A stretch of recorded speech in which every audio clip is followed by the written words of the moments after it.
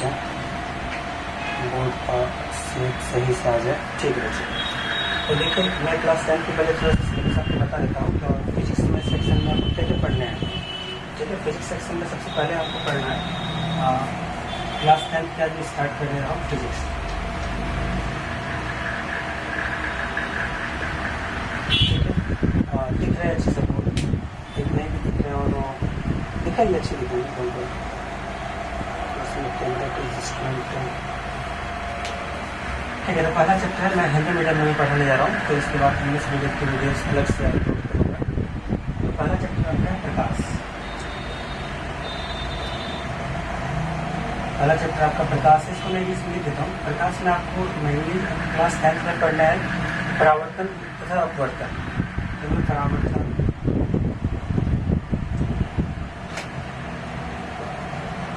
तथा अपवर्तन दोनों पढ़ाने वाला हूँ प्रकाश में। ठीक है, तो इसको मैं लिखता हूँ लाइट रिफ्लेक्शन एंड रिफ्लेक्शन। ये मैं दोनों चैप्टर स्टडी करने वाला हूँ। दोनों प्रकाश लाइट का दो पार्ट जो है परावर्तन तथा अपवर्तन, मैं दोनों को डिस्कस करने वाला हूँ। सेकेंड में आपको जो सिलेबस है आपके मानव नेत्र है, आपको पढ़ने क्या है मानव नेत्र। मानव नेत्र जो हम लोग का ह्यूमन आई है उसको मानव नेत्र बोलते हैं, तथा रंग बिरंगा संसार। आप देख सकते हैं अपने एनसीईआरटी बुक्स में फिजिक्स के ये पार्ट है, रंग बिरंगा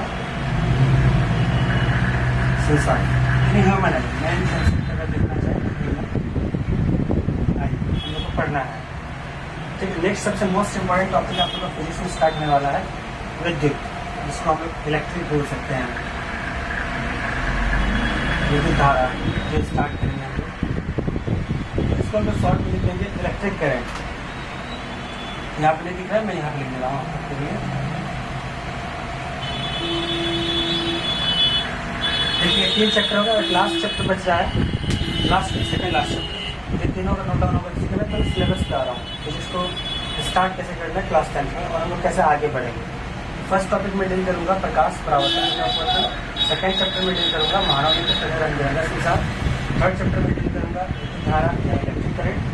और नेक्स्ट में फोर्थ चैप्टर डील करूँगा। जो नहीं लिख पाए हैं वो जरूर लिख लें, मैं अकॉर्डिंगली क्लास 10 के सिलेबस के अकॉर्डिंग ही चल रहा हूँ। कैसे कैसे आपको सिलेबस पहले पता होना चाहिए, फिर आगे हम लोग स्टडी भी करेंगे। तो अभी तक हम लोग ये चुके थे विद्युत धारा तक आ चुके थे। फोर्थ चैप्टर आपको पढ़ना है विद्युत धारा के चुंबकीय प्रभाव। बहुत इंपॉर्टेंट चैप्टर है ये भी, विद्युत धारा के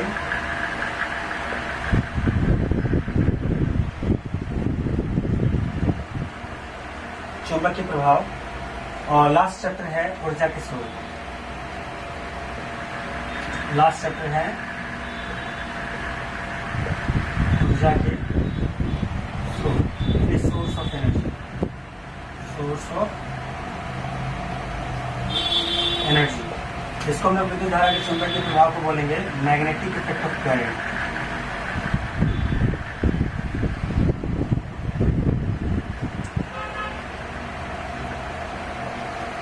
देखिए स्टूडेंट्स, ये सारे चैप्टर जो मैंने 5 लिखा है, पांचों चैप्टर काफ़ी इंपॉर्टेंट है क्लास 10 के पॉइंट ऑफ व्यू से और काफ़ी मार्क्स स्कोरिंग टॉपिक है। तो आप मार्क्स इसमें बहुत अच्छे से स्कोर कर सकते हैं। तो मैं 5 टॉपिक में सबसे पहले ऑप्टिक्स की बात करूँगा, लाइट की।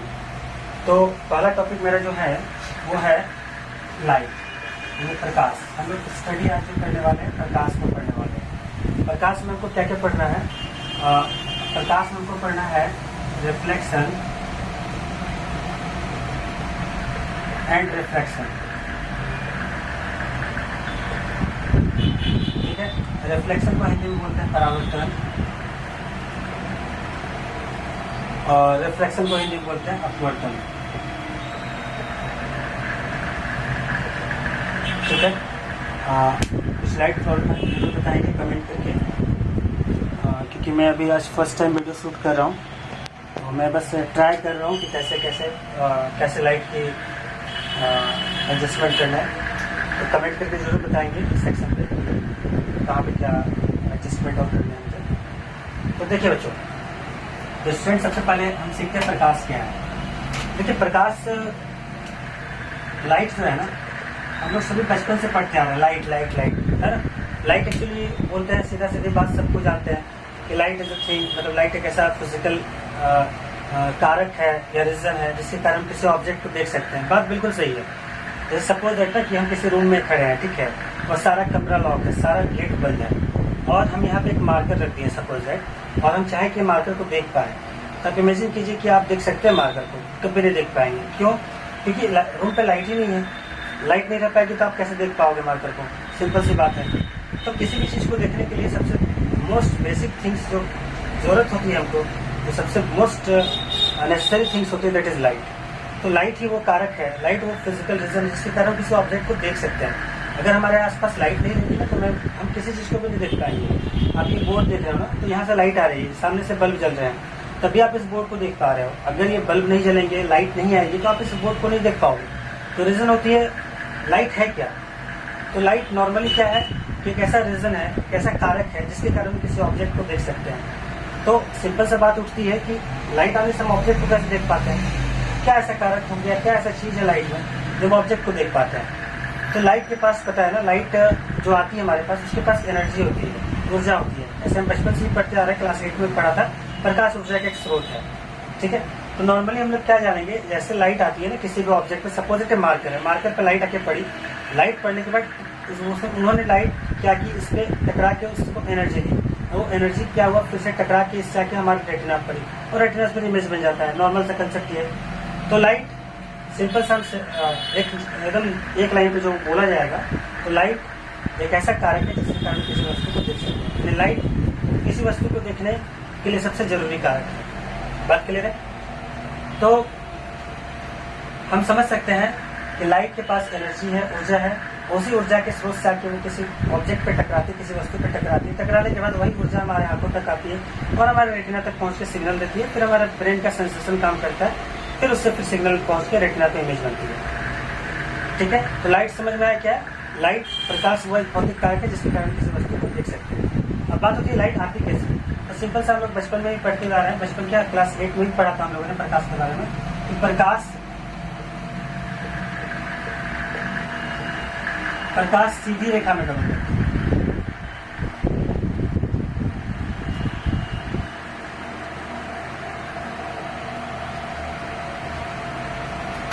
प्रकाश सीधी रेखा में गमन, इसका प्रैक्टिकली एक्सपेरिमेंट हम लोगों ने किया था। तो प्रकाश सीधी रेखा में गमन करते, इसका एग्जांपल न्यूटन ने हमें बताया था। मान लीजिए कि आप एक पेज रख लो, दो पेज इसके बगल में, तीसरा पेज रख लो और सभी पे एक होल कर दो, एक लाइन से होल कर दो। होल करने के बाद आप देखेंगे क्या, अब एक आंख से थोड़ा सा करके साइड से आप देखेंगे कि सीधा लाइट दिखेंगे। ठीक है, ये एक मार्कर रख लीजिए, 4 पेज रख के चारों को होल कर दीजिए, तो मार्कर सीधा, तो मार्कर दिखेंगे आपको।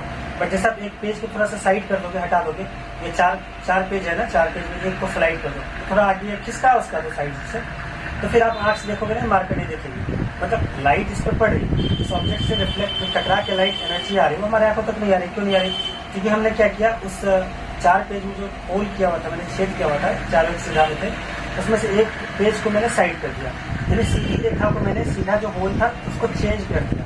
जैसे इसको ऐसे समझ सकते हैं ना, ऐसे करके मैंने 4 पेज ले लिया, 4 पेज को ऐसे करके एक के पीछे एक रख दिया, ऐसे करके, और सब में एक लाइन पे ही होल कर दिया। तो ये लाइट सीधा पे आ रही है, यहाँ पे मार्कर रखा हुआ है, यहाँ पे आई से सब। ठीक है, हमने क्या किया, अब इस पेज को क्या किया, इस पेज को मैंने क्या किया, इसको उठा के थोड़ा सा, ये होल था ना, इसको उठा के थोड़ा ऐसे ले आया, अभी होल इधर आ गया, तो लाइट क्या होगी, यहीं तक आके फिर बंद हो जाएगी, ये बैक हो जाएगी, बट आगे नहीं जाएगी। अब क्या होगी, लाइट आगे नहीं जाएगी। इस एक्सपेरिमेंट से पता चला कि लाइट जो है एक सीधी रेखा में चलती है। समझ में आया बात? तो इस एक्सपेरिमेंट को न्यूटन ने बताया था, सर न्यूटन ने। ठीक है, तो मैंने लाइट के बारे में क्या क्या जाना कि प्रकाश क्या, प्रकाश वो भौतिक कारक है जिसके कारण किसी वस्तु को देख सकते हैं। ठीक है, बात सिंपल आ रही है। दूसरा मैंने प्रकाश के बारे में क्या जाना, प्रकाश सीधी रेखा में गमन करती है। ठीक है, प्रकाश की स्पीड क्या होती है, इसको भी थोड़ा जान लेते हैं, क्योंकि सभी बच्चों को पता नहीं रहता है कि प्रकाश की स्पीड क्या होती है। प्रकाश का वेग, प्रकाश का वेग नॉर्मली 3 × 10⁸ मीटर पर सेकेंड होता है, इसको याद रखेंगे। प्रकाश का वेग कितना होता है वायु में, 3 × 10⁸ मीटर पर सेकेंड होता है, इसको याद रखेंगे। ठीक है, प्रकाश एक विद्युत चुंबकीय तरंग है। प्रकाश एक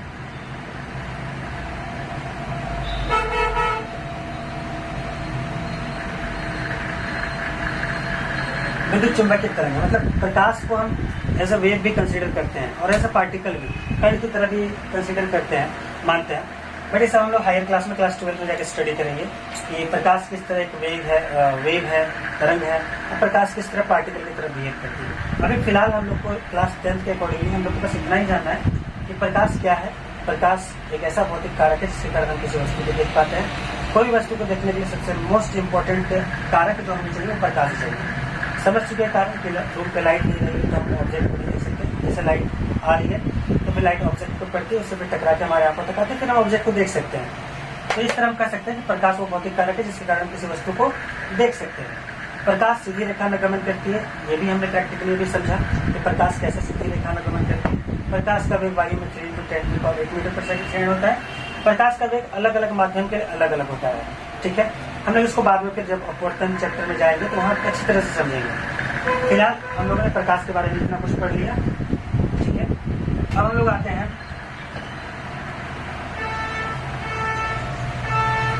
हम लोग को प्रकाश चैप्टर में और पढ़ना चाहिए। प्रकाश के बारे में इंट्रोडक्शन तो मैंने दे दिया, बट प्रकाश के बारे में अभी हम लोग स्टार्ट करके करने वाले हैं। तो पहला हम स्टार्ट करेंगे, प्रकाश तो समझ गए, पहला हम स्टार्ट करेंगे टॉपिक परावर्तन, ठीक है। तो प्रकाश का परावर्तन जाएंगे, फिर अपवर्तन जाएंगे तथा अपवर्तन से संबंधित, परावर्तन से संबंधित घटनाएं भी जाएंगी। हमारे डे टू डे लाइफ में परावर्तन से संबंधित क्या क्या घटना है, अपवर्तन से संबंधित भी क्या क्या घटना है, इसको भी पढ़ेंगे, ठीक है। मेरे बस यही, ज्यादा कुछ नहीं पढ़ना है आप लोगों को, बस इतना ही पढ़ना है। तो परावर्तन को सबसे पहले हम स्टार्ट करेंगे आप, ठीक है। देखिए स्टूडेंट्स, परावर्तन समझते हैं सबसे पहले। अच्छा, मैं वो सब चीज को नहीं बता रहा हूँ, अगर ठीक है मैं बता देता हूँ। छोटी छोटी चीजें, कुछ बातें हैं उसको हम लोग सीख लेते हैं थोड़ा सा परावर्तन को आने से पहले। तो ये छोटी छोटी बातें क्या है कि जैसे मान लीजिए प्रकाश तो हमने पढ़ लिया, तो प्रकाश के स्रोत एक्चुअली मेरे पास क्या आते हैं, सन आते हैं, सूरज आते हैं, ठीक है। सूरज से प्रकाश की किरणें आती है। फिर हम लोग स्रोत के रूप में देख सकते हैं, बल्ब देख सकते हैं, कैंडल देख सकते हैं, चांद भी देख सकते हैं, ठीक है। तो प्रकाश के स्रोत ऐसे टेबल भी हो सकते हैं। पता है टेबल कैसे होते हैं, प्रकाश की किरणें टेबल पर पड़ती है, टकरा के वहां से मेरे पास आती है। एक्चुअली मेरे लिए प्रकाश का स्रोत टेबल है, सन नहीं है। डायरेक्ट सोर्स, दो सोर्स होता है प्रकाश के, डायरेक्ट सोर्स और इनडायरेक्ट सोर्स। डायरेक्ट सोर्स और दूसरा होता है इनडायरेक्ट सोर्स,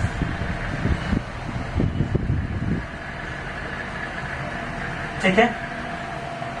ठीक है, डायरेक्ट सोर्स में जैसे क्या आ गया, सन आ गया, ठीक है।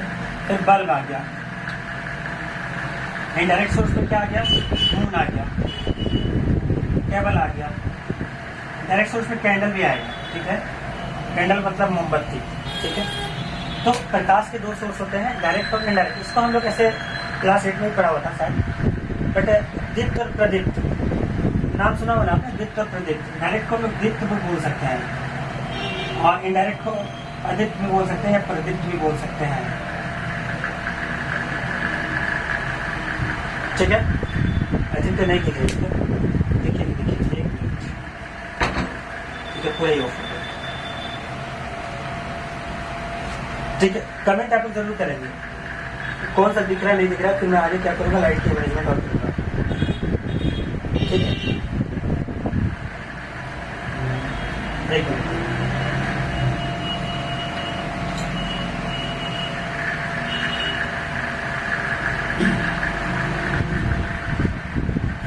ठीक है।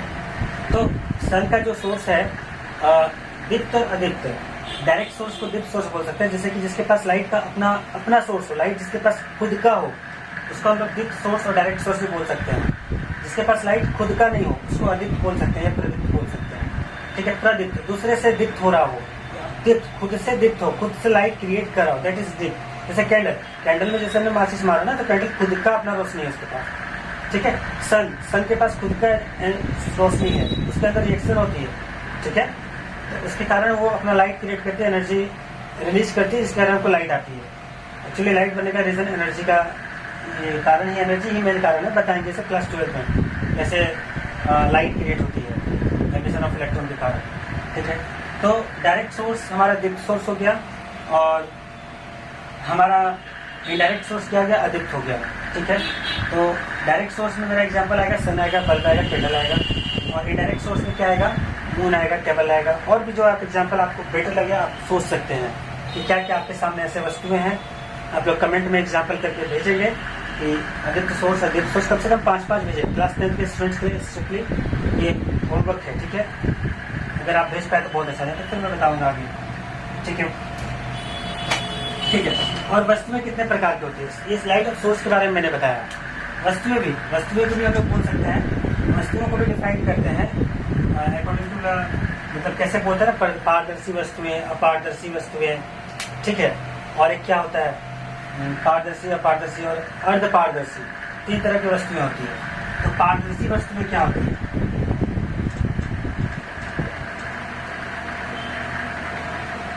दैट मीन्स ट्रांसपेरेंट ऑब्जेक्ट बोलेंगे।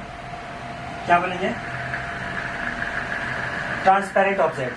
ट्रांसपेरेंट ऑब्जेक्ट क्या होते हैं, ऑब्जेक्ट्स, वैसे ऑब्जेक्ट जिससे होकर लाइट आर पार निकल जाए, दैट इज कॉल्ड ट्रांसपेरेंट। जैसे कि हम मान लेते हैं ना, कोई ऐसा एक प्लास्टिक यूज कीजिए, ठीक है, जिससे क्या हुआ, लाइट ऐसे गया, ट्रेवल करके पार हो गया, that is called transparent. Example आप कुछ भी ले सकते हैं, ट्रांसपेरेंट टाइप से कुछ भी आप एग्जाम्पल टेक कर लीजिए, हो जाएगा। दूसरा नंबर एग्जाम्पल, अपारदर्शी। अपारदर्शी वस्तु, तो अपारदर्शी वस्तु में क्या हो गया, वैसा वस्तु जिससे ऊपर लाइट आर पार नहीं जाए। बात क्लियर है, पारदर्शी में क्या है, लाइट आर पार जाएगा, अपारदर्शी में लाइट आर पार नहीं जाएगा, वो रुक जाएगा। जैसे मान लीजिए ना कि सामने हाथ रख दिया, लाइट इधर से गया, इधर वाले आदमी मुझे इस पार के हाथ को नहीं देख पाएंगे, दैट मींस अपारदर्शी हो गया। उसी प्रकार प्लास्टिक लगा देना, रख दे, तो लाइट पार हो जा रहे हैं आर पार। ठीक है, तो इसलिए हम देख पा रहे हैं आर पार की वस्तुओं को। बात क्लियर है, ठीक है। अब एक आता है अर्धपारदर्शी। अच्छा, अपारदर्शी को हम लोग क्या बोलते हैं, नॉन ट्रांसपेरेंट ही बोल सकते हैं। ठीक है,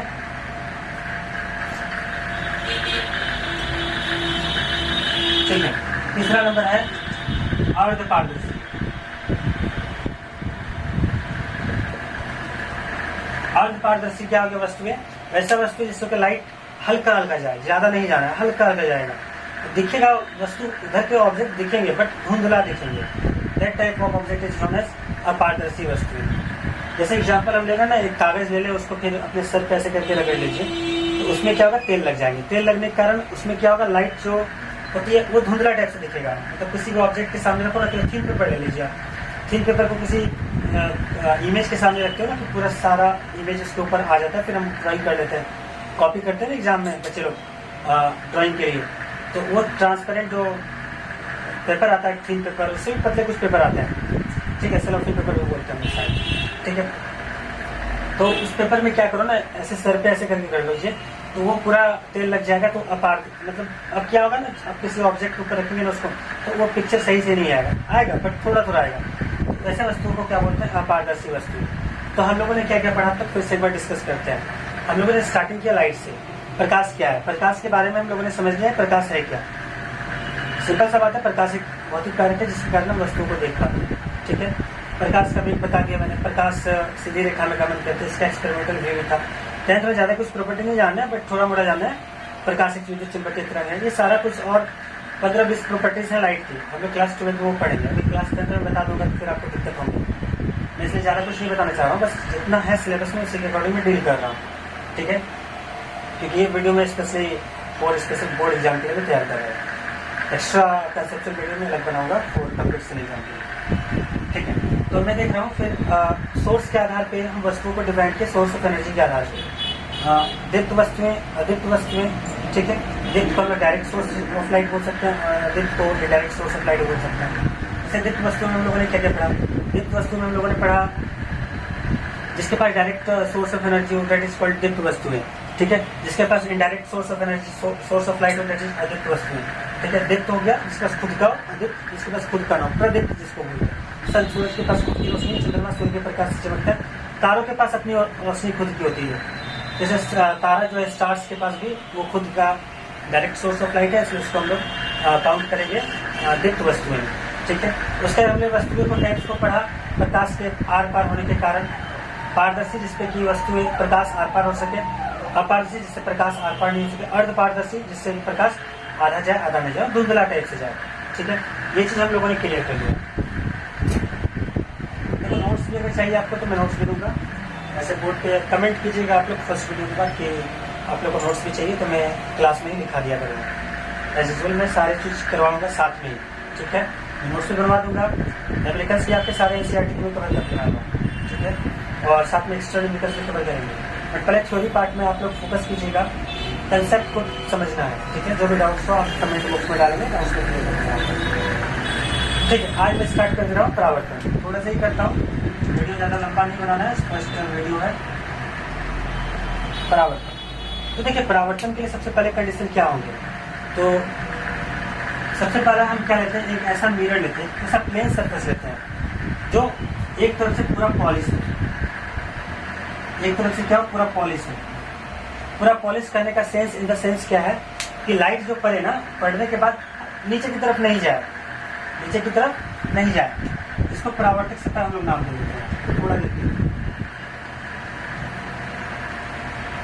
क्या नाम देते हैं, परावर्तक सतह।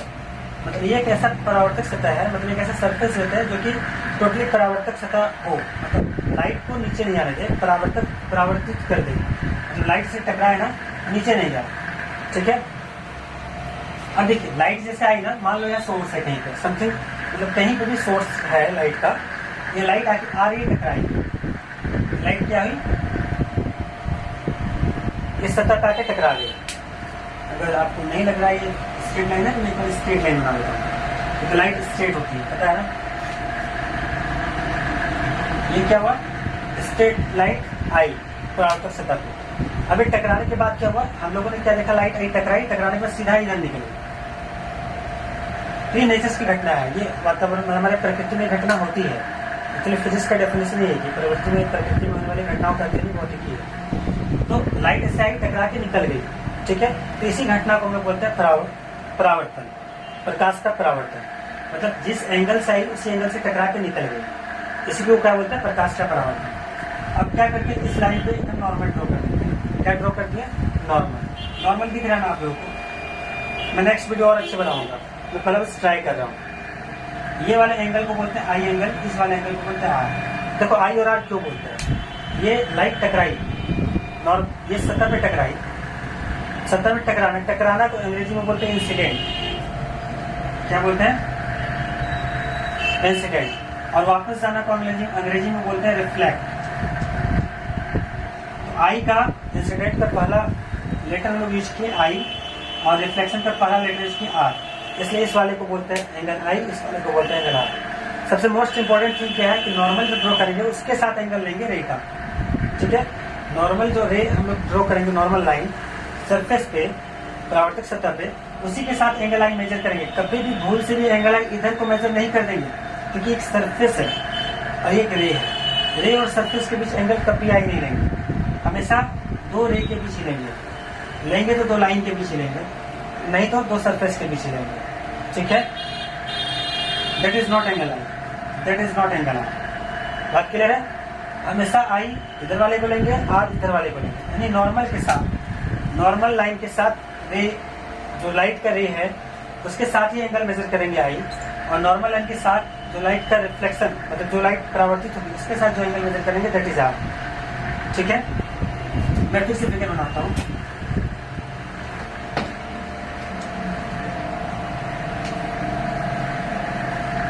ये कैसा सरफेस है, पॉलिश है, पूरा नीचे से पॉलिश है बच्चों, याद रखिएगा स्टूडेंट्स, क्योंकि लाइट आर पार नहीं जाना चाहिए। अगर आर पार चले जाएगा तो परावर्तन की घटना नहीं कर पाएंगे, फिर रिफ्लेक्शन का घटना करना होगा।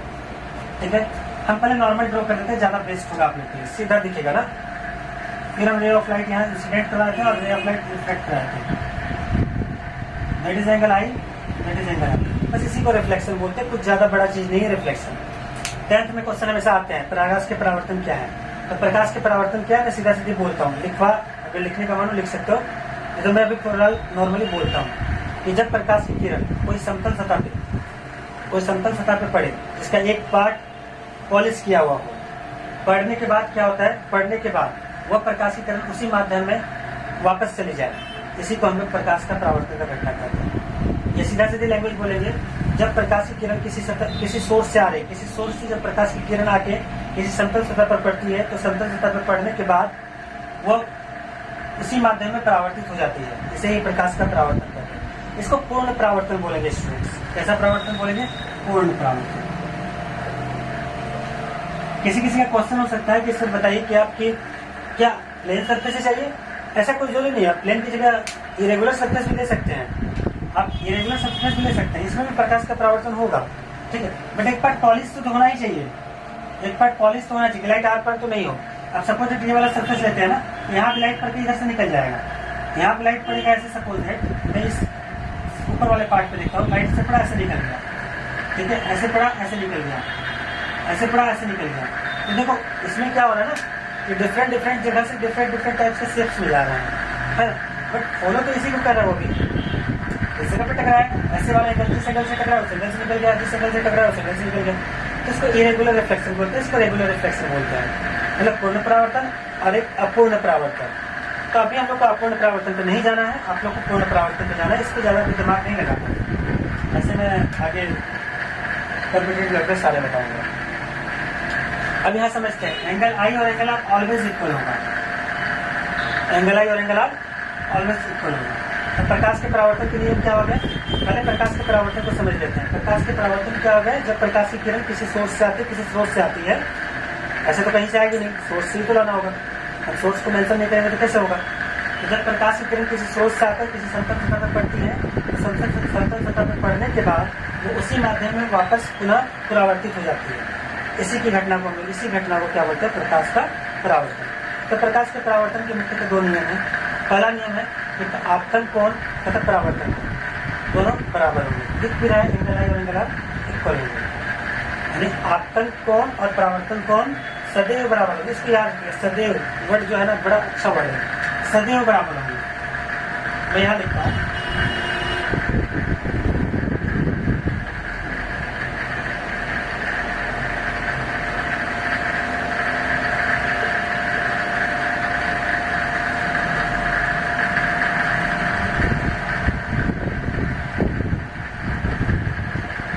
ठीक है। तीसरा है, दूसरा नियम है, सॉरी, फर्स्ट लॉ हम बता। सेकंड में क्या होगा? देखिए आप खुद से देख सकते हैं। इस किरण का नाम देते हैं आपतित किरण,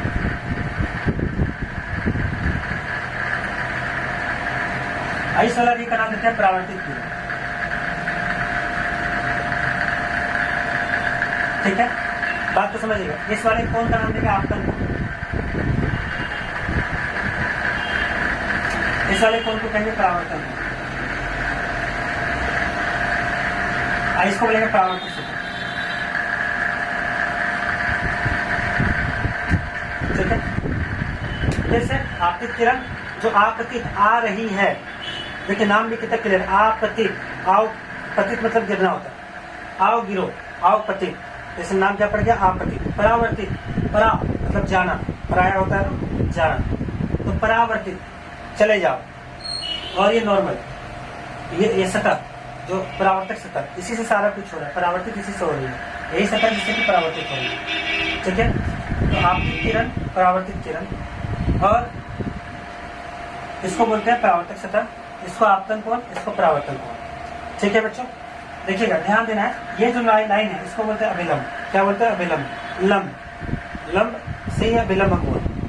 तो आपतित किरण का पॉइंट देखिए यहाँ पे है, परावर्तित किरण का भी पॉइंट यहाँ पे, और अभिलंब का भी पॉइंट यहीं पे है। तो ये तीनों क्या एक तल पे है, किसी बिंदु पे नहीं हम बता रहे हैं। आपतित किरण, परावर्तित किरण तथा आपतित अभिलंब तीनों क्या एक तल पे है। ये परावर्तित सतह एक तल है, प्लेन है, जस्ट लाइक ये प्लेन है, ऐसे करके प्लेन है, ठीक है। ये कोई पॉइंट पे नहीं का बात करेंगे हम।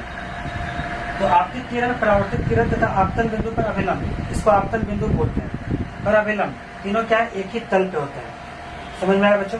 तो स्टूडेंट्स, मैं आज की वीडियो ज़्यादा लंबा नहीं करना चाहता, फर्स्ट वीडियो है, क्योंकि क्वालिटीज़ भी मेंटेन करनी होगी। तो मैं आई होप कि आप लोग को सारे कुछ समझ में आएंगे। जिसको कुछ भी नहीं समझ में आया वो बताएंगे कमेंट इन सेक्शन बॉक्स। और मैं एक बार लास्टली आपतन प्रकाश के परावर्तन को एक बार रिकेप कर देता हूँ। क्या है जब कोई प्रकाश की किरण किसी समतल सतह पर आकर पड़ती है तो उसी माध्यम में पुनः ब्रेक हो जाती है, पुनः वापस हो जाती है। इसी घटना को प्रकाश का परावर्तन कहते हैं। प्रकाश के परावर्तन के लिए दो नियम बताए गए हैं। प्रकाश के परावर्तन के दो नियम, पहला आपतित किरण, परावर्तित किरण तथा आपतन बिंदु पर अवयव तीनों एक ही तल पर होते हैं। दूसरा आपतन पुनः परावर्तन पर सदैव बराबर होता है। बात क्लियर है? हम लोग न्यूमेरिकल्स इस पर नेक्स्ट क्लास में करने वाले हैं। अब वीडियोस आपको रेगुलर इंटरवल में मिलते रहेंगे। Okay students, thank you.